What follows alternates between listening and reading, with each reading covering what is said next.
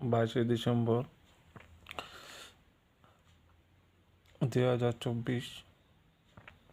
রীতা দাস বলছে যে বাড়ি খোয়াই যে রতন মোদকের কাম ছেড়ে দিতে।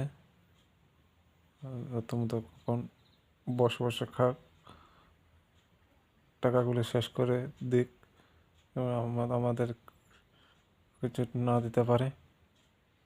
তা রতন মোদক একসঙ্গে জড়িত থেকে কথাটা বলা হয়েছে।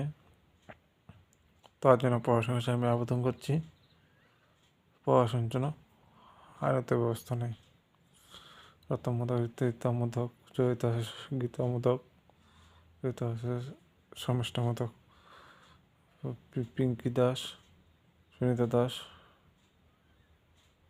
সুনিতা দাস ভালো নাম, ডাকনাম পিঙ্কি। প্রসেনজিৎ দাস ডাকনাম বুতু। তারা জড়িত আছে। তাদের বিরুদ্ধে আইনত ব্যবস্থা নেওয়ার জন্য আমি প্রশাসনের কাছে আবেদন করছি।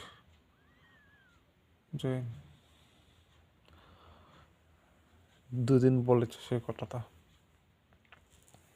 জয় হিন্দ।